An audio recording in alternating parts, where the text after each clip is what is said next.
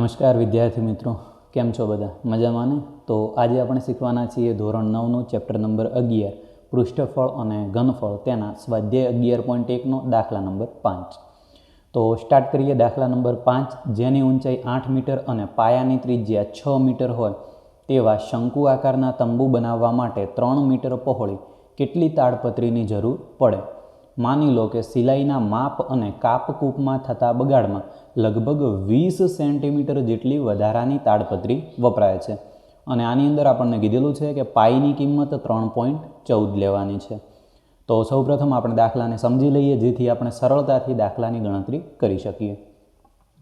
તો જો આની અંદર હવે આપણે શું કીધું છે કે એક શંકુ આકારનો તંબુ બનાવવાનો છે. તો શંકુ કોને કહેવાય એ તમને ખ્યાલ હોવો જોઈએ. તો જે જોકરની ટોપી છે તેનો આકાર શંકુ કહેવાય. તો આ જે મેં દોર્યું છે તેને કહીશું આપણે શંકુ આકાર. જેની અંદર આ હાલમાં દોરું છું તેને કહીશું ઊંચાઈ, આને કહીશું આપણે પાયાની ત્રિજ્યા અને આ જે છે ત્રાસી તેને આપણે કહીશું તિર્યક ઊંચાઈ. હવે જો આની અંદર આપણને શું કીધેલું છે કે આપણે એક શંકુ આકારનો તંબુ બનાવવાનો છે જેની અંદર આપણે તાડપત્રીનો ઉપયોગ કરવાનો છે. તો હવે આ શંકુ બનાવવા માટે આની અંદર કેટલી તાડપત્રી વપરાય એનું આપણે શોધવાની છે. તો તેની આપણને પહોળાઈ આપેલી છે. તો તાડપત્રી કેવા આકારની હોય? લંબચોરસ આકારની હોય. તો તેની પહોળાઈ આપેલી છે તો આપણે તેનું શું શોધીશું? લંબાઈ શોધીશું. તો હવે જુઓ આની અંદર તાડપત્રી કેટલી વપરાશે? તો જે મેં આ ડ્રો કર્યો છે એટલો ભાગ, એટલે કે તેને આપણે શું કહીશું? શંકુની વક્ર સપાટીનું ક્ષેત્રફળ.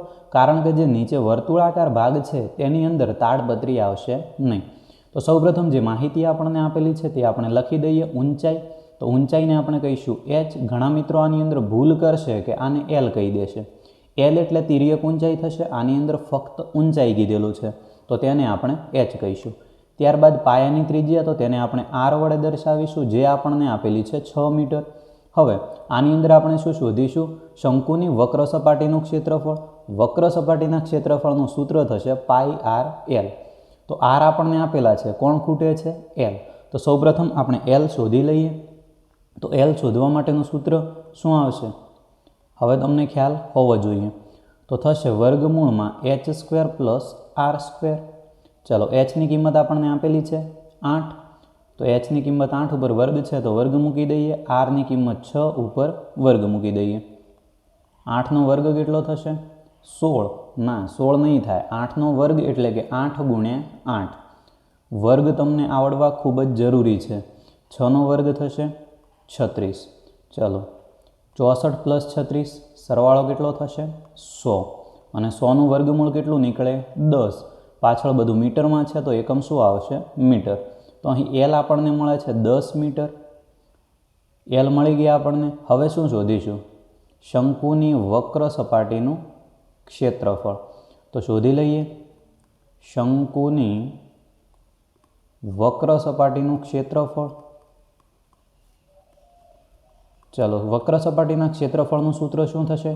πr/l. પાઈની કિંમત આપણને આપેલી છે 3.14 ગુણ્યા r ની કિંમત 6 છે અને l ની કિંમત આપણને મળી હતી 10. તો 10 મૂકી દઈએ. ચાલો, 3.14 છે તો એને જો આપણે અંશ અને છેદના સ્વરૂપમાં લખવું હોય તો શું લખાય? 314/100. આ વસ્તુનો તમને ખ્યાલ હોવો જોઈએ કે પોઈન્ટ પછી બે સંખ્યા છે તો ભાગાકારમાં એકની પાછળ બે મીંડા મૂકવાના. 3 સંખ્યા હોય તો 3 મીંડા, એક સંખ્યા હોય તો 1 મીંડું. તો એ હવે તમને ખ્યાલ આવવો જોઈએ. ગુણ્યા 6 × 10. ચલો, આની અંદર 0 0 કેન્સલ થાય છે. કોણ વધે છે? 314 × 6. તો એ બંનેનો ગુણાકાર કરી લઈએ. 314 × 6. 6 ચોક 24 ઉપર વિધિ 2 આવશે. 6 એકા 6 અને 2 8. 6 તરી 18. તો આનો જવાબ થાય છે 1884/10. ચલો, પાછળ એકમ કયો આવશે? ક્ષેત્રફળ છે તો શું આવે? મીટરનો વર્ગ આવે. એકમની અંદર તમને ખ્યાલ હોવો જોઈએ. હવે તમે કહેશો કે અહીંયા ભાગાકારમાં 10 રહી ગયા, તેનું કેમ સાદુરૂપ નથી આપ્યું? તો આનું સાદુરૂપ આપણે હાલ પૂરતું નહીં આપીએ કેમ કે આ સંખ્યાની આપણે આગળ જરૂર પડે છે. અને જો તમારે સાદુરૂપ આપવું હોય તો તમે આના બરાબરમાં લખી શકો છો 188.4. ભાગાકારમાં 10 છે તો 1 પોઈન્ટ કટ કરી લેવાનો. હવે જુઓ, હવે દાખલો પૂરો નથી થતો, હજુ આગળ દાખલો બાકી છે. હવે આગળ આપણને શું કીધેલું છે કે સિલાઈની અંદર અને કાપકૂપની અંદર 20 સેન્ટીમીટર જેટલી તાડપત્રી વધારાની વપરાય છે તો આને આપણે શું કરીશું, જે વધારાની વસ્તુ હોય તેને આપણે શું કરવી પડે, બાદ કરવી પડે. તો આ 20 સેમી છે અને બધું શેમાં છે, મીટરમાં છે, તો ગણતરી ખોટી પડી શકે છે. તો સૌપ્રથમ આપણે શું કરીશું કે જે અહીં આપણને સેન્ટીમીટરમાં આપેલું છે તેને આપણે મીટરમાં ફેરવી લઈએ. તો સૌપ્રથમ જુઓ કે 20 સેન્ટીમીટર છે તો તેના મીટર કેટલા થશે, તો સેન્ટીમીટરમાંથી મીટરમાં ફેરવવા માટે એકદમ સિમ્પલ છે કે તેનો 100 વડે ભાગાકાર કરીશું. તો 0 0 કેન્સલ થાય છે, 2/10 એટલે જવાબ આવે 0.2, પાછળ એકમ આવશે મીટર. ચાલો હવે આગળ એક મેં તમને સમજાવ્યું હતું કે આ જે શંકુ આકારનો તંબુ બનાવવાનો છે તેની અંદર કેટલી તાડપત્રી વપરાશે, તો કે જેટલી શંકુની વક્ર સપાટીનું ક્ષેત્રફળ હશે તેટલી તાડપત્રી વપરાશે. એટલે કે શંકુની વક્ર સપાટીનું ક્ષેત્રફળ અને તાડપત્રીનું ક્ષેત્રફળ બંને કેવા થવાના છે, સમાન થવાના છે. તો આની જગ્યાએ આપણે લખી શકીએ કે તાડપત્રીનું ક્ષેત્રફળ બરાબર શંકુની વક્ર સપાટીનું ક્ષેત્રફળ. જો દાખલો એકદમ સિમ્પલ છે, ફક્ત તમારે સારી રીતે ધ્યાન આપવાનું છે. ચાલો હવે આગળ જુઓ કે તાડપત્રીનું ક્ષેત્રફળ, તો ક્ષેત્રફળનું સૂત્ર મૂકવું પડે. તો આની અંદર ક્ષેત્રફળનું સૂત્ર શું થશે, આગળ મેં તમને એક હિન્ટ આપી હતી, હવે તમને ખ્યાલ હોવો જોઈએ. તો તાડપત્રી કેવા આકારની છે, લંબચોરસ આકારની. તો આની અંદર શાનું સૂત્ર આવશે, લંબચોરસના ક્ષેત્રફળનું.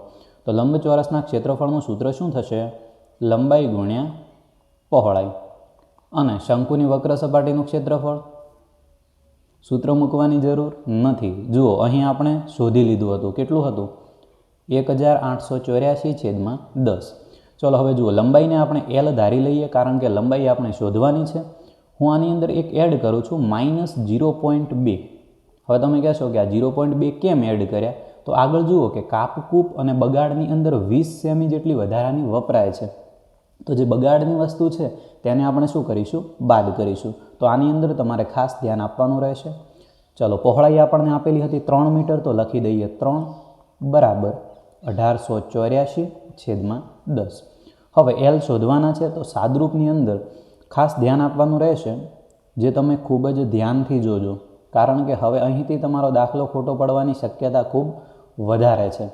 અને હવે તમે 9માની અંદર અભ્યાસ કરો છો તો તમને સાદુરૂપ તો આવડવા જ જોઈએ, કારણ કે આગળ છેક 6 થી 8 સુધી તમે સાદુરૂપ ગણતા જાઓ છો. તો હવે જુઓ સાદુરૂપની અંદર Lને કરતાં બનાવવાના છે, તો સૌપ્રથમ આપણે શું કરીશું કે કૌંસની સાથે જે પદ ગુણાકારમાં હોય તે બરાબરની બીજી સાઈડ જાય તો ભાગાકારમાં જશે. તો હવે આને આપણે કઈ રીતે લખીશું કે L - 0.2 એ તો એમના એમ જ રહેવાના છે. આ બાજુ કોણ હતા, 1884/10 તો હતા જ, પણ આ જે ગુણાકારમાં છે 3 તે આ જગ્યાએ શેમાં જશે, ભાગાકારમાં જશે. હવે શું કરીશું, 1884/3. તો 1884/3 ડાયરેક્ટ કરી લઉં છું. 3 × 18, 3 દુ 6 અને 3 × 8 24. તો L - 0.2 બરાબર આપણને મળે છે 628/10. ચલો L - 0.2, હવે ભાગાકારમાં 10 છે તો જવાબ શું થશે, તો ભાગાકારમાં 10 છે તો આપણે એક પોઈન્ટ કટ કરીશું, તો જવાબ થશે 62.8. આપણે કોને શોધવાની છે, લંબાઈ શોધવાની છે. તો L બરાબર 62.8, આ -0.2 છે તે બરાબરની બીજી સાઈડ જશે તો થશે +0.2. તો L બરાબર કેટલા થશે, આ બંનેનો સરવાળો. તો સરવાળો તમને આવડતો જ હશે, તે છતાં પણ હું તમને એક વખત સમજાવી દઉં છું કે 62.8 પ્લસ 0.2. તો 8 અને 2 10, ઉપર વિધિ 1 આવશે, પોઈન્ટની નીચે પોઈન્ટ મૂકવાનો સરવાળાની અંદર, 2 અને 1 થશે 3 અને આગળ વધ્યા 6. તો જવાબ થશે 63.0. ચાલો આની અંદર એકમ કયો આવશે, મીટરનો વર્ગ આવશે, ના મીટરનો વર્ગ નહીં આવે. લંબાઈ આપણે શેની અંદર માપીએ છીએ, સેન્ટીમીટર, મીટર, કિલોમીટર એ બધાની અંદર. તો આની અંદર આપણને કયો એકમ આપેલો છે, મીટર, તો આની પાછળ આપણે એકમ લખીશું મીટર. તો હવે જો તમારે ફાઇનલ એક સેન્ટેન્સ લખવું હોય આ જગ્યાએ તો તમે લખી શકો છો કે શંકુ આકારના તંબુ બનાવવા માટે 3 મીટર પહોળી અને 63 મીટર લાંબી તાડપત્રીની જરૂર પડશે. તો અહીં આપણો સ્વાધ્યાય 11.1નો દાખલા નંબર 1.5 પૂરો થાય છે. આ પછીનો દાખલો આ પછીના વિડીયોની અંદર અપલોડ થઈ જશે. દાખલાની અંદર તમને ખબર પડી છે કે નથી પડી તે મને કોમેન્ટની અંદર જરૂરથી જણાવજો.